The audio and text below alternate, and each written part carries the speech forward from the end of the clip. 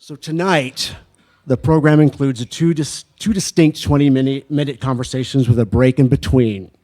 For the first program, we will be joined by Art Pierce, City of Portland Bureau of Transportation Policy, Planning, and Project Groups Manager. So please join me in welcoming Art and this evening's moderator, Steph Routh, to the stage.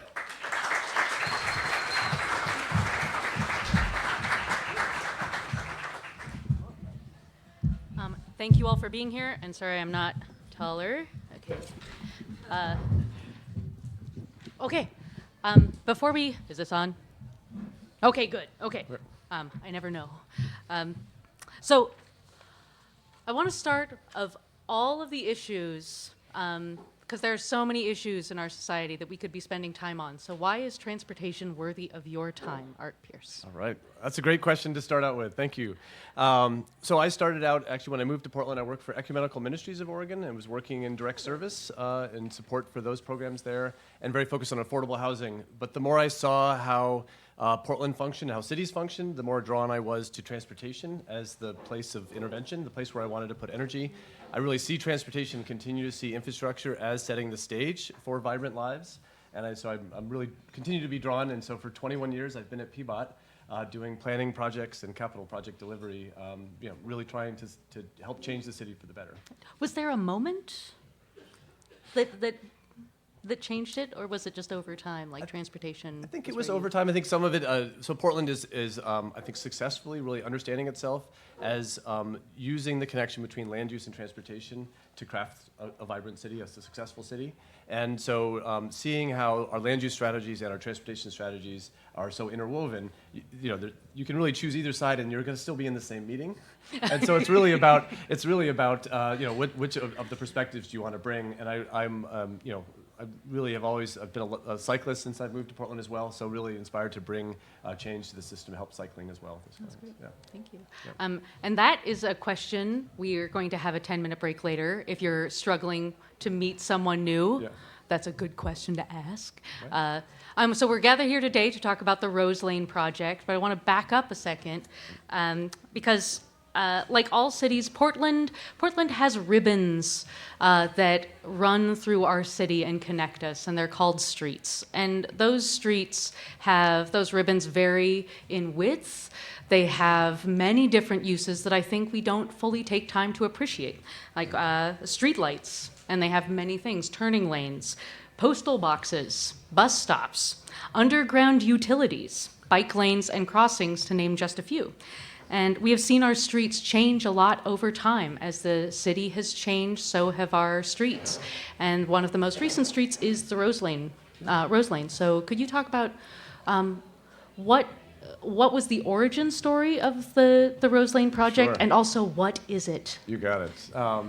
I'll try to take us through this journey. So in the last update to the transportation system plan for the city of Portland, we incorporated a people-moving strategy that focuses on walking, cycling, and transit as our three primary objectives in terms of supporting mobility as the city grows. And that really centers you around efficiency of how we use those streets. It's about how much space does it take in order to make those mobility options happen, and about the safety and function of that system.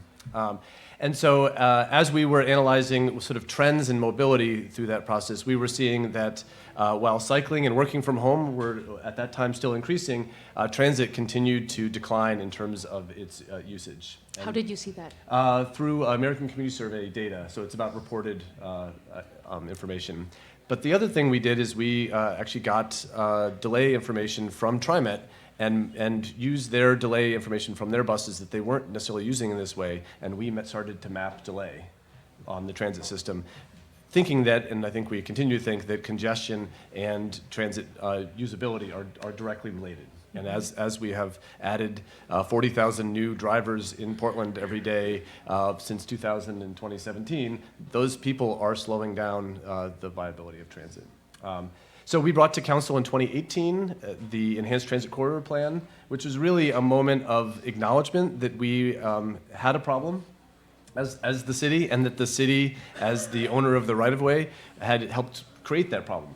We'd been part of making that happen by not adequately prioritizing the right-of-way for transit. And so we brought that to council, acknowledging that we have this challenge that transit is not successful enough, and it is of our making, of all of our making. It's about how we are using our streets, and supporting them with essentially a toolkit of what are the options we could bring around investments in queue jumps, in signal priority, in full lane treatments, all those kind of things that we can do to get buses moving more quickly. And Could we stop Yeah, for let's just a stop second? there. Queue jumps, do Anyone people know that? have a sense? No, all Yeah, right. could you go through? Thank Tell you. us. So if you're at an intersection, and it's possible to make the light go green for transit while the cars are waiting, or make the light go green for a cyclist or pedestrians while the rest of the traffic are waiting. So a queue jump is an opportunity for a bus to be next to the rest of traffic waiting at a signal and get the first opportunity for green to jump the queue of traffic, essentially. So it's like a VIP pass. It's like a VIP pass to the streets. Yes. Okay, Yeah, you great. got it. Yeah. Okay. Yeah. That brings up, so you were talking about moving people is PBOT's yeah. job. What exactly would you say is PBOT's job? And I yeah. ask that because often, I think historically agents have seen transportation as one job. It seems that this is an evolution. Can you talk about that? Well, we're about supporting mobility of the system and supporting everyone's mobility on that system, as well as we are definitely the keepers of the right-of-way. We are taking care of the right-of-way on behalf of all of you. It's not something that we own. It's something that we are maintaining for everyone. And I think the evolution really goes from us understanding ourselves as sort of passive to the way the street system is used, or necessarily thinking that we are driven to try to respond to the ever-growing trend of vehicle use in traffic, or whether we are in service to trying to stem that tide and make a change.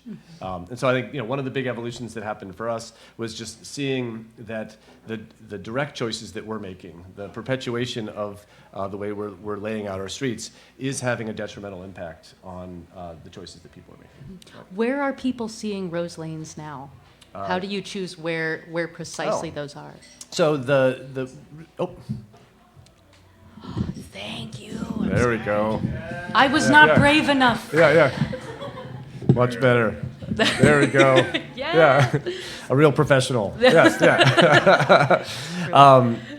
So the maps that you can see online right now of the streets that we're looking at for potential Rose Lanes are really about the amount of person delay that we are seeing on the system. So that is where we are seeing buses that are the most delayed between when there is no traffic off-peak and when there's traffic in the peak hour, where we are having the most frequency of service of buses and the most ridership.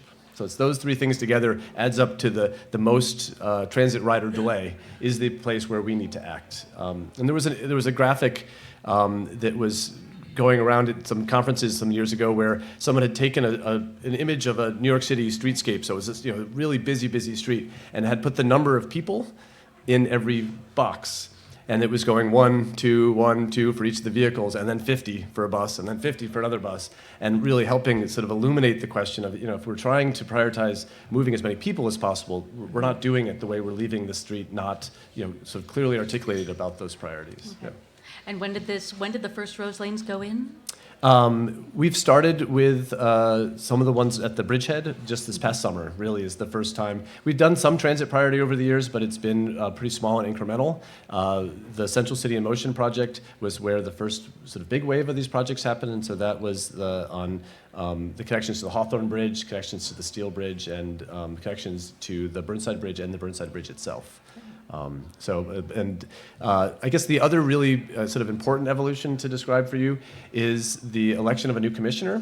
So we had already established the Enhanced Transit Corridors program, but we had a commissioner come in, Chloe Udaley, who was very interested in transit as a public good, as something to further equity. And so she and her staff latched on to this Enhanced Transit Corridors, and really the Rose Lane is their naming of something that we had already in a very wonky way tried to describe. Yeah. You're like, so we're going to call it. And you're like, no. It was called Enhanced Transit Corridors, which is also great, right? Yeah. So it's just beginning. What does Right. success look like, and on what timeline? Yeah. Like, how will you know if you if Rose Lanes have done the job that you wanted them to do? So there's some really tangible things, which is we're being pressed again by our commissioner and by our director to move as quickly as we can to physical implementation of these projects. So we are going to be delivering a set of those projects this summer, smaller moves, and then another set next summer. So the next couple years is when we will start really seeing that. And when we talk about the Rose Lane network, we're starting to talk not just about the bridgeheads, but lengths of streets. So picture MLK or Sandy, where we are addressing with the right tool at the right location the delay that's happening there. And so it doesn't mean that there's going to be an exclusive transit lane the whole way. It means that there might be some signal priority, a queue jump, and one area that we need to have an exclusive transit lane the whole way. But that's what's really going to change, I think, in people's understandings is when it becomes that sort of extensive in terms of the network that we are deploying. And in terms of success, we have some better off measures that we're looking at. If we're looking at reducing the cost of transportation for households, some sort of broader moves like that. If we're looking at balancing the cost of transportation or the time of transportation between people of color and white people, we have some of those sort of broader measures.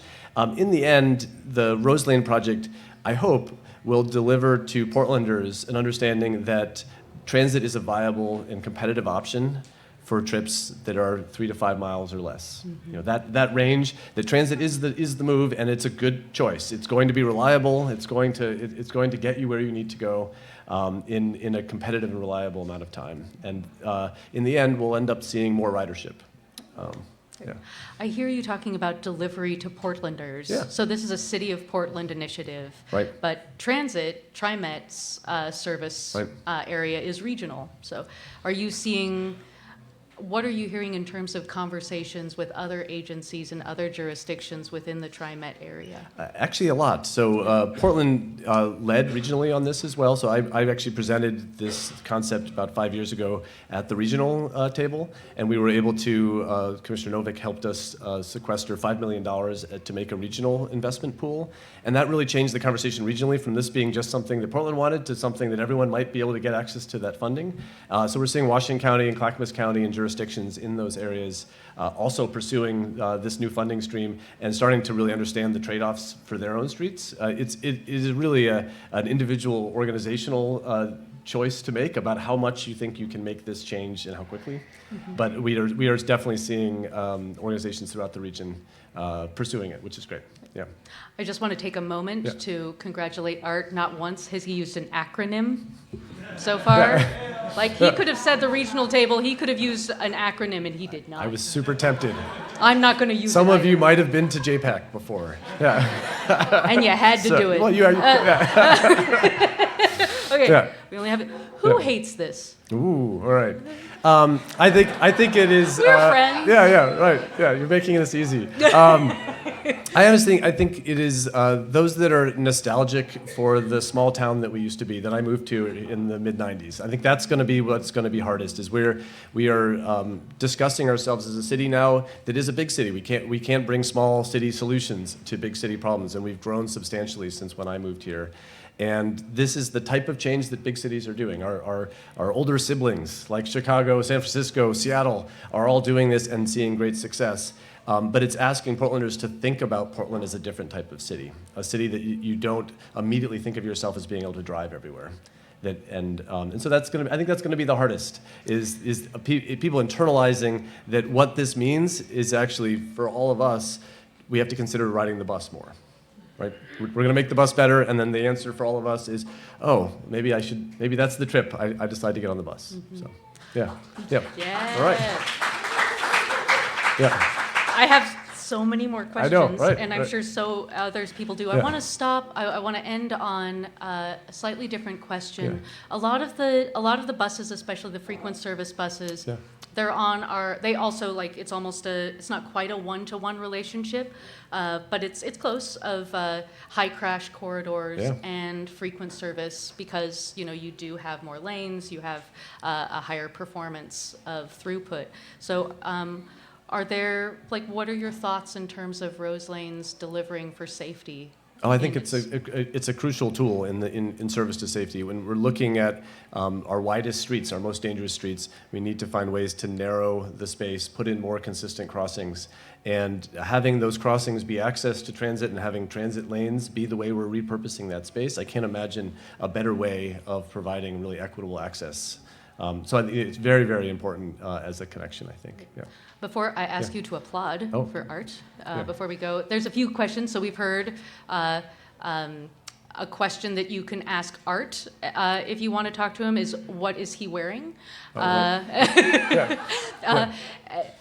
New York City. I'll just He's give you wearing the New answer York now. City. Yeah, right. He's wearing New Yeah, York yeah, City yeah, because yeah. he's a nerd. Yeah. But also, like, what is your best transit experience? What is one experience you've had on transit that really you hold? And Right. also, like, why is transportation a reason you came here today? Right, and I have one sort of message to all of you, and if anyone watches this later, the message really is when we're thinking about how to get around the city, we need to think about how we're sharing this shared right of way together, and that does mean adapting your choices to not just be about your personal self-interest, but to be about all of our self-interests. And so when your itchy Uber finger is telling you I want to be picked up quickly and get quickly to where I need to go, think about walking 5 blocks and taking the bus. Yeah. All right. Thanks, Art. Yeah. Bye. Okay.